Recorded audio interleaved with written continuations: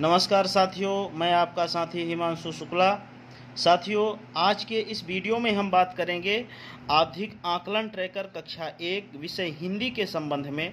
साथियों, जो कि कक्षा 1 का प्रथम आवधिक आकलन 10वें सप्ताह में हमें लेना है। साथियों, कक्षा 1 एवं 2 में जो बदलाव हुए हैं वो क्या क्या हुए हैं। साथियों, कुछ बदलाव तो कक्षा 2 के पाठ्यक्रम में हुआ है और जो पिछले सत्रों में 4 आकलन होते थे उनको अब 3 आवधिक आकलन में तब्दील कर दिया गया है। अब ये क्रमशः 10वें सप्ताह, 20वें सप्ताह एवं 30वें सप्ताह में होगा। साथियों, हम चलते हैं अब अपने ट्रैकर की ओर। साथियों, जो हमारा ट्रैकर होगा वो इस तरह से होगा।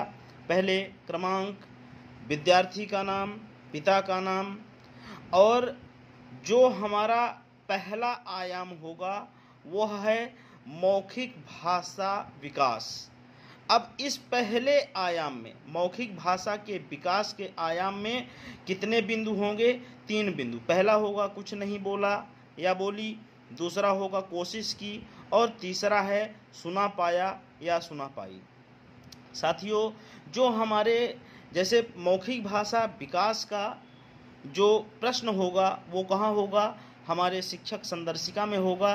जैसे मान लीजिए कि हम पहले आयाम पर बात कर रहे हैं, मौखिक भाषा के विकास पर, तो हम बच्चों को कोई भी कविता या कहानी सुनाने के लिए कहेंगे। अगर बच्चा कुछ नहीं बोलता है तो हमें यहाँ टिक कर देना है। अगर बच्चा कविता या कहानी सुनाने की कोशिश करता है तब हमें यहाँ टिक कर देना है, और अगर बच्चा सुना पाता है तो हमें यहाँ टिक कर देना है। साथियों, उदाहरण के तौर पर हम समझते हैं कि मान लीजिए हमारी कक्षा में 3 बच्चे हैं और हमारा पहला बच्चा सुना पाता है, तो हम पहले बिंदु और दूसरे बिंदु को छोड़ देंगे और सुना पाया तो तीसरे बिंदु पर क्लिक कर देंगे। दूसरा जो हमारा बच्चा है वह कोशिश किया तो हम यहाँ पर टिक कर देंगे और पहले और दूसरे कॉलम को छोड़ देंगे।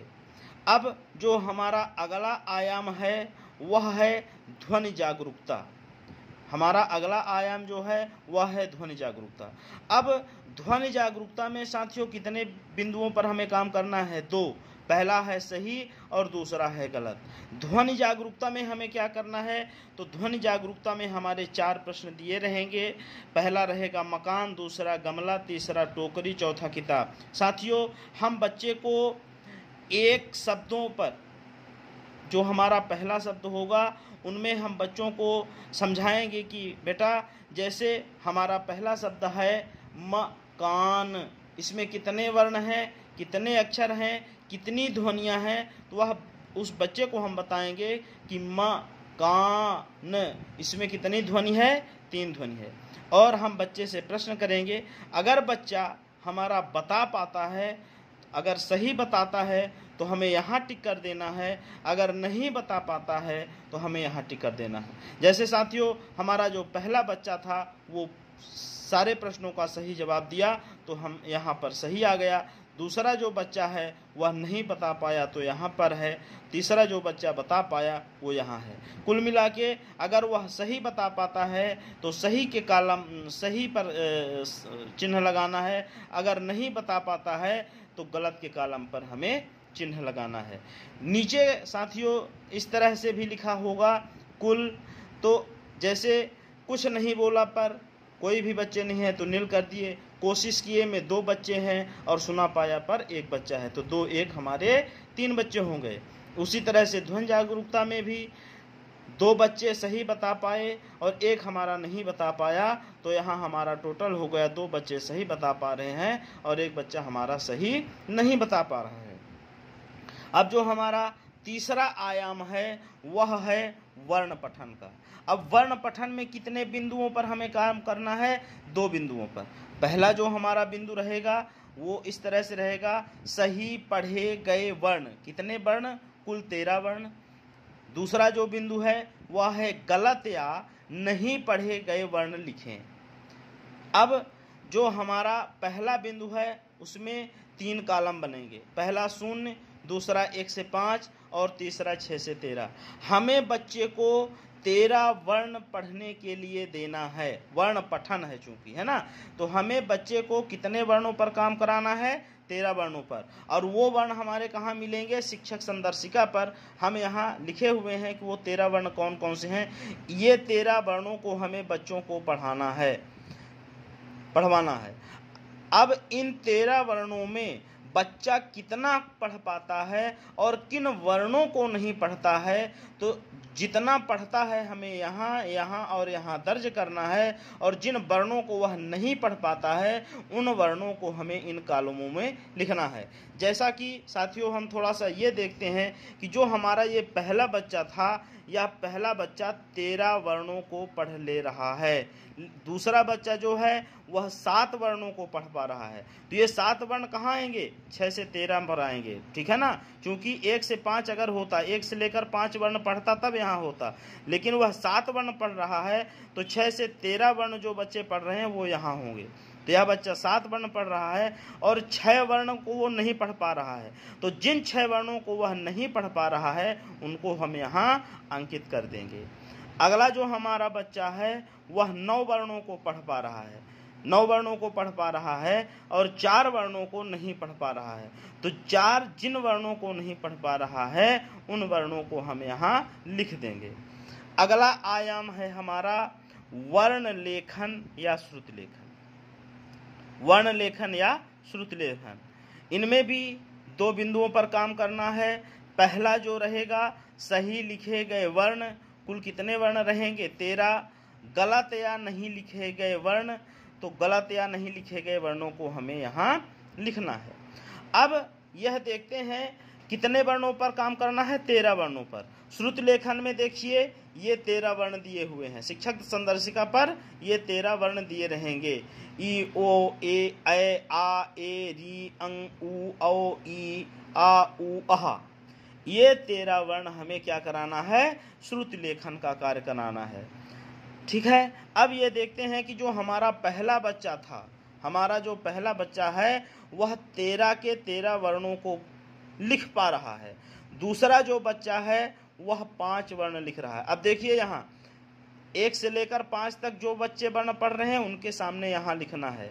तो ये 13 पढ़ पा रहा है तो 613 पे आ गया। यह 5 पढ़ रहा है तो 1 से लेकर 5 में आ गया। अगला जो हमारा बच्चा है वो 9 वर्णों को क्या कर रहा है? लिख रहा है।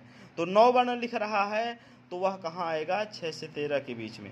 अब देखिए ये बच्चा हमारा 5 वर्णों को लिख रहा है और कितने वर्ण पर नहीं काम कर रहा है? 1, 2, 3, 4, 5, 6, 7 और 8 वर्णों को नहीं लिख पाया।